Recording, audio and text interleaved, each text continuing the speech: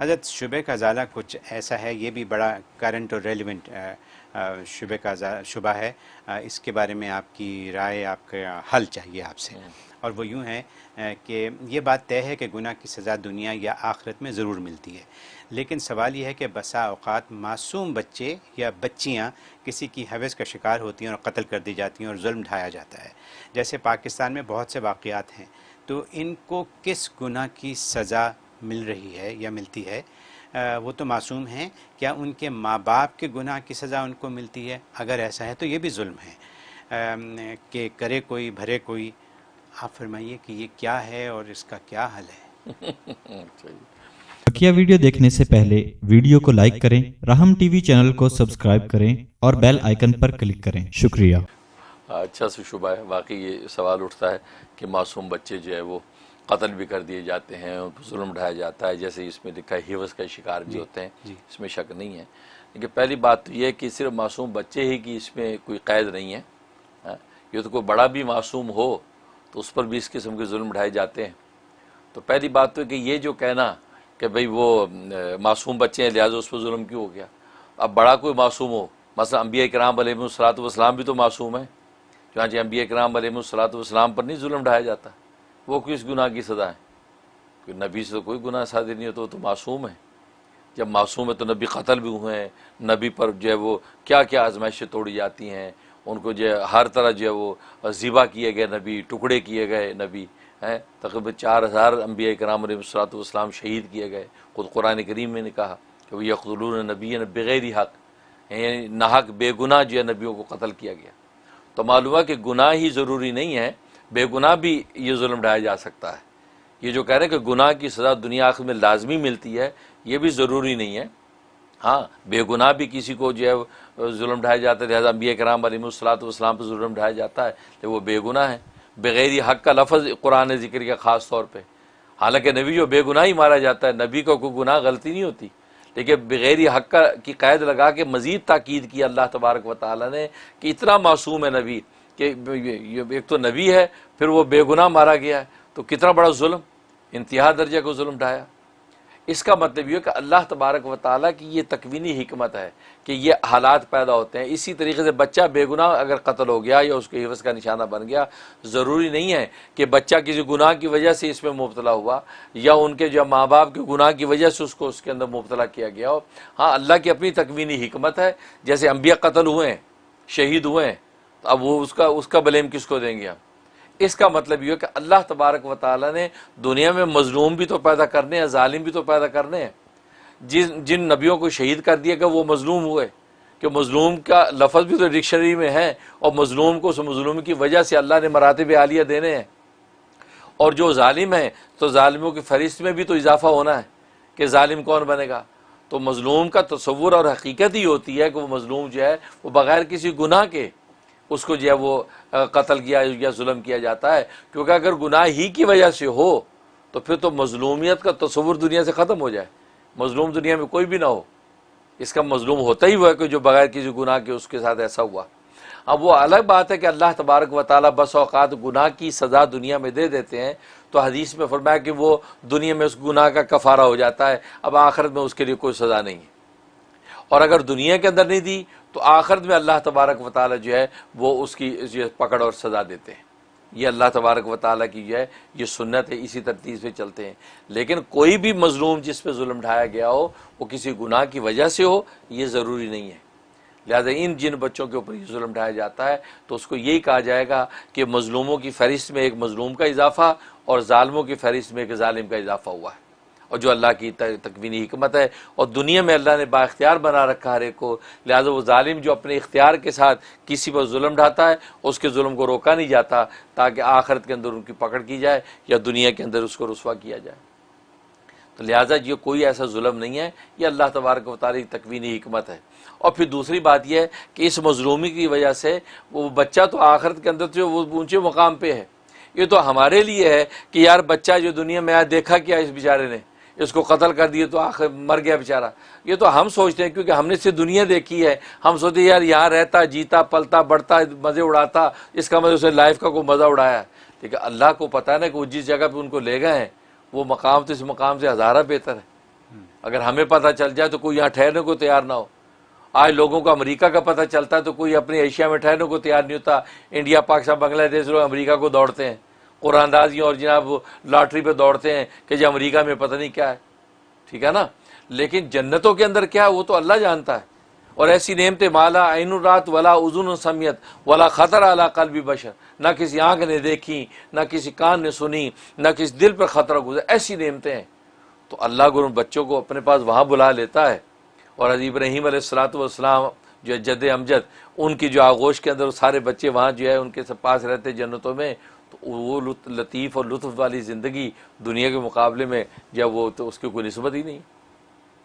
इसलिए हमें लग रहा है कि बेचारे से जुल्म हो गया, लेकिन आखिर में अल्लाह ने उनके लिए बड़े मकाम रखे। लिहाजा ये कहना कि गुनाह की वजह से नहीं, ज़रूरी नहीं है। अगर ये बात हो तो फिर नबी जो कत्ल होते हैं उसकी क्या रीज़न आप बताएंगे? नबी का तो कोई गुनाह नहीं। इसका मतलब है कि बेगुनाह भी जुल्म होता है, और बेगुनाह जब जुल्म होता है उसका बदला अल्लाह आखिरत में देते हैं। और दुनिया में अल्लाह की तकमीली हिकमत है कि इसी तरीके से किसी को कितनी ज़िंदगी अता की है उतनी ज़िंदगी गुजारता है।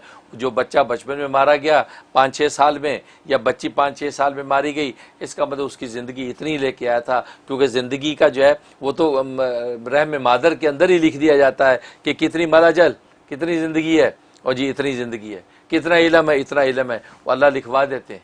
लिहाजा उसी तकदीर के नोश्ती के मुताबिक फ़ैसला होता है, इसके अंदर किसी किस्म का कोई शुबा नहीं। बहुत बहुत बहुत क्लियर हो गई बात। एक सवाल करूंगा, उसके बाद कॉलें लेंगे। सवाल ये है कि क्या जन्नतुल फिरदौस जिसकी हम तमन्ना करते हैं वही जगह है जहां आदम और हव्वा रहते थे? अच्छा नहीं, वो नहीं है। वो जन्नत अदन थी, जहाँ आदम हव्वा रहते, वो जन्नत अदन थी। जन्नत फिरदौस तो वो है कि जिसकी छत जो है अर्श इलाही है, जिसकी छत जो है वो आसमान की तरह, जिसकी छत वो अर्श इलाही है, वो जन्नत फिरदौस है। वो 7 दर्जे जन्नत के सबसे ऊंची जो है जन्नत, वो जन्नत फिरदौस है। और ये जो रहते थे जहाँ पे ये जन्नत आदन है, तो जन्नत आदन कहलाती है, वहाँ पर आदम हव्वा रहते थे, जन्नत फिरदौस में नहीं रहते थे। हाँ, अब ये है कि उसके बाद अंबिया इकराम अलैहिस्सलाम, औलिया कामलीन और मकबूलान इलाही जो है उनको अल्लाह तबारक व तआला जन्नत फिरदौस अता करेंगे। इसलिए नबी पाक सल्लल्लाहु अलैहि वसल्लम ने भी ये ताकीद फरमाई कि जन्नत फिरदौस मांगा करो, क्योंकि सारी जन्नतों में सबसे ऊपर की जन्नत और मुकाम है। लिहाजा जन्नत फिरदौस की दुआ करने को हुक्म है। इसलिए हम भी जन्नत फिरदौस मांगते हैं ताकि वो सबसे ऊंचा मुकाम जन्नत का मिले, जिसकी छत जो है अर्श इलाही है। बहुत बहुत शुक्रिया। कॉल देते हैं, देखते हैं कौन लाइन पे है। अस्सलाम वालेकुम, यूर ऑन एयर। वालेकुम अस्सलाम जनाब। मेरा नाम मुमताज़ है जी, और मैं न्यूयॉर्क से बात कर रहा हूँ। जी मुफ्ती साहब, अब तक तो आपको महसूस हो चुका होगा कि मैं आपका प्रोग्राम बाकायदगी से देखता हूँ और हर हफ्ते एक नया सवाल लेकर हाजिर होता हूँ। जी, मुझे यूँ लग रहा है कि आपके पास इल्मी प्यास की तस्कीन का पूरा सामान मौजूद है, और जिस मोहब्बत और जामियत से आप सवालों के जवाबात की वजाहत फरमाते हैं, मेरे जैसे तालिब इल्म खुद ब खुद खींचे चले आते हैं। आपका एक बार फिर शुक्रिया। मेरा आज का सवाल ये है कि जैसे अल्लाह ताला ने कायनात में कोई भी चीज़ बिला जवाब पैदा नहीं की, मसलन इंसान की दुनियावी ज़िंदगी का मकसद अल्लाह की इबादत करना है, और 70-80 या ज़्यादा से ज़्यादा 100 साल की इबादत पर मरने के बाद उसे जन्नत मिल जाएगी। सवाल ये है कि उखरवी ज़िंदगी जो करोड़ों साल पर मुहीत होगी, उसका मकसद क्या होगा? शुक्रिया। ठीक, बहुत शुक्रिया जी।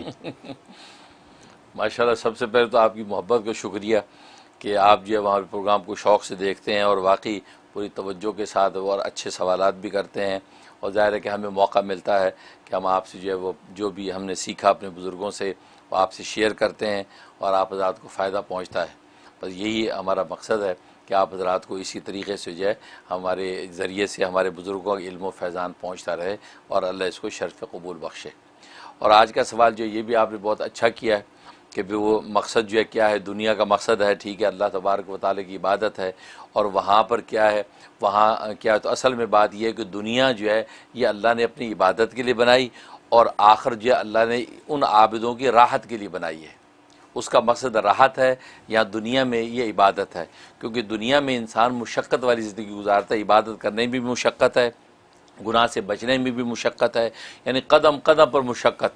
यहाँ तक कि पैदा होने से लेकर मरने तक इंसान मुशक्क़त की ज़िंदगी गुजारता है।